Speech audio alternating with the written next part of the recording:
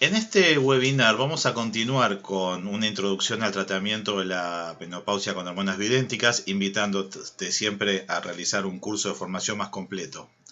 Ya hemos visto en un webinar anterior cómo comienzan los síntomas y ahora llegó el momento de pensar en cuál es la oportunidad de iniciar un tratamiento. Y la verdad es que el momento de iniciarlo es obviamente cuando la paciente consulta por sus síntomas. Si es que está antes de los 50 años es lo más común, a veces puede venir con 35 o 37 años y estar en una menopausia precoz, pero nos preguntamos, ¿pero cuál es el límite?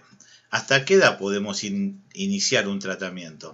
Y acá nos vamos a basar en lo que es la Declaración del Consenso Mundial de Tratamiento para la Menopausia, que es la reunión de muchas sociedades internacionales de distintas partes del mundo, que lo que han hecho es establecer ciertos criterios muy estudiados y que hasta son un argumento nuestro, una base legal en que basarnos, porque estos son declaraciones mundiales. Y ellos dicen que la terapia de reemplazo hormonal es el tratamiento más efectivo para los síntomas vasomotores asociados a la menopausia a cualquier edad, pero los beneficios son más propensos a superar a los riesgos para las mujeres que están con síntomas antes de los 60 años de edad o dentro de los 10 años de iniciada la menopausia. Y con respecto al riesgo de fracturas, la prevención de fracturas relacionadas con la osteoporosis, que es uno de los grandes problemas que hoy tenemos en mujeres en menopausia o en climaterio, igualmente tratarlas siempre antes de los 60 años de edad o dentro de los 10 años después de iniciar la menopausia. Si una paciente consulta después de los 60 años, que es una mujer joven, 65 o 67, se puede hacer y está establecido en esta declaración, pero siempre considerando riesgos y beneficios, conociendo muy bien a la paciente y teniendo en cuenta que está dispuesta a hacerse muchos controles periódicos. Obviamente que en el curso todo esto se va a desarrollar mucho más. Y entonces tenemos que evaluar los riesgos y beneficios. ¿Cuáles son esos riesgos y beneficios? Y los riesgos nos preguntan, pero ¿cómo? Las hormonas no generan riesgo de cáncer, cáncer de mama, cáncer de endometrio, cáncer de ovario, y no generan tromboembolismo.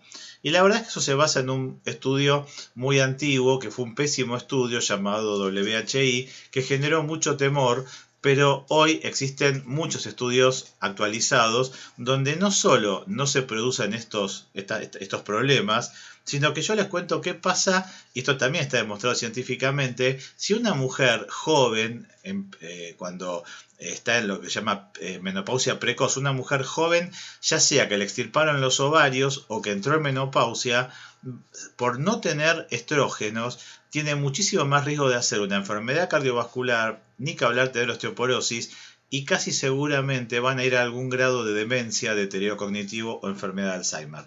Los estrógenos, la progesterona y la testosterona son necesarios para el cerebro, para las arterias, para el corazón y para los huesos.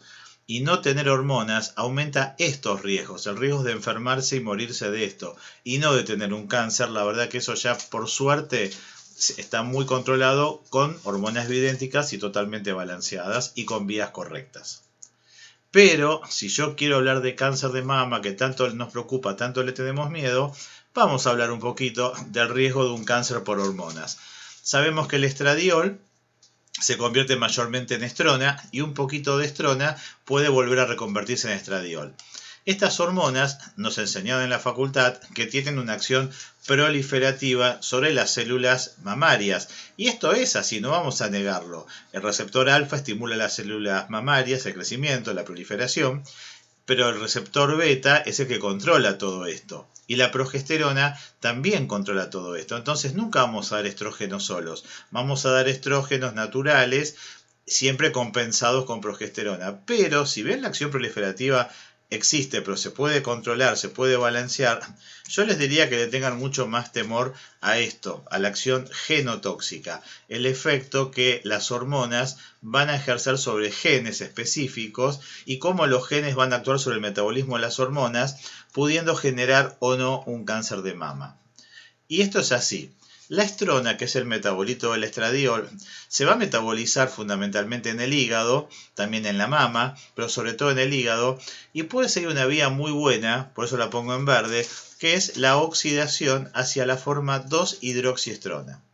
Pero podría seguir una forma peligrosa, por eso está en rojo, que es oxidación hacia el carbono 16, la 16-hidroxiestrona, que ya es un producto carcinógeno, o podría seguir una vía muy peligrosa, la 4-hidroxiestrona, que es mucho más cancerígena todavía. ¿De qué depende que la estrona vaya a cada una de estas vías? De cómo se comporte en la fase 1 hepática la familia de enzimas llamadas citocromo P450. Si esta es la estructura química del estrógeno, este estrógeno puede metabolizarse en el carbono 2, en el carbono 4 o en el carbono 16. Si lo hace en el carbono, esto se llama metabolismo oxidativo, porque la fase 1 lo que hace es oxidar, monooxidar. Si la oxidación se produce en el carbono 2, vamos a tener la forma 2-hidroxiestrógeno, que es muy buena, es protectora contra el cáncer de mama. Pero si la monooxidación se ejerce en la posición de carbono 4, tenemos el 4-hidroxiestrógeno, que es muy cancerígeno. Y si la oxidación se produce en el carbono 16, tendremos la formación de 16-hidroxiestrona, que es potencialmente cancerígena. Entonces, el estrógeno, en este caso la estrona, podría seguir tres vías posibles de metabolización. Una muy buena hacia la 2-hidroxiestrógeno, pero para esto se tiene que activar la familia de los genes CYP, CYP1A2, que está en la mama, es extrahepática, y CYP1A1, que es la misma, pero en el hígado. Pero si se activa la forma CYP3A4, que es muy común, vamos a tener la formación, la generación de 16-hidroxiestrógeno, que es muy cancerígeno, y si se activa la CYP1B1, tendremos el 4-hidroxiestrógeno, que es terriblemente cancerígeno. Por lo tanto, en este esquema vemos que cualquiera de las tres vías que siga la estrona de metabolización va a depender de la actividad de estos genes, de estas enzimas codificadas por estos genes. Esto se hace nutrigenética o nutrigenómica. Si yo quiero que se me prendan las vías CYP1A1, 1A2, tendré que dar, porque yo quiero que esto me disminuya el riesgo de cáncer de mama, tendré que dar crucíferas. ¿Qué son las crucíferas? El brócoli, los coles de Bruselas, que tienen un principio bioactivo que es el indol 3-carbinol. Y esto hace que se prendan estos genes CYP1A1, 1A2, se expresen más y la estrona se derive mayoritariamente hacia una conversión hacia la 2-hidroxiestrona que disminuye un 40% el riesgo de desarrollar cáncer de mama. Pero si la mujer está consumiendo mucho café, muchos humos es no solo el cigarrillo, sino los productos ahumados, las carnes muy quemadas, todos los productos muy cocinados, y de hecho las mismas hormonas tienden a aprender a estimular a este gen, el CYP3A4, que es el que me lleva todo hacia la forma 16-hidroxiestrona. Yo no voy a poder evitar que algo de esto se prenda, pero tengo que tratar de que se prenda mucho más esto que esto. Si este gen trabaja en un 50% de su actividad, este tendrá que trabajar en un 40%, ¿sí? Siempre tiene que haber más de este que de este. Y esto se puede medir en algunos países en orina de 24 horas, como la relación 2-16-estrona. Si pueden medir en orina de 24 horas cuánto hay de 2-hidroxiestrona y cuánto hay de 2-16-hidroxiestrona y ver qué está pasando. Pero hay formas, ya vimos, dando extractos de brócoli, dando indol 3-carbinol, suprimiendo, disminuyendo el café, los zumos y dando hormonas en forma percutánea, no bioral, para que no pasen por el hígado, en dosis controladas, tendremos más actividad del CYP1A2 y eso nos permitirá asegurar un buen tratamiento. Y lo que es peligroso es la conversión a 4-hidroxiestrona, que esto lo generan los estrógenos equinos conjugados. Para tratar de contrarrestar un poco la formación de productos cancerígenos, tendremos que activar las vías de metilación, que la hace otro gen que se llama COMT, catecol o metiltransferasa, que activa la metilación gracias a la acción de los donantes de metilos, como el ácido fólico, la vitamina B6, la vitamina B12, la betaína, la cisteína y especialmente la metionina. Entonces, si logramos activar los genes COMT, tendremos inactivación de los productos cancerígenos. Pero además de todo este proceso que tenemos que conocerlo, también vamos a tener que considerar que la testosterona se convierte en estrógeno. Y si la mujer tiene mucha masa grasa, la grasa tiene una enzima que se llama aromatasa. Y la aromatasa lo que hace es convertir la testosterona en estrógeno, la testosterona-anestrona, la androstenediona-anestrona, el DEA-anestrona, por aromatización de andrógenos. Y esto empieza a incrementar mucho el riesgo cancerígeno.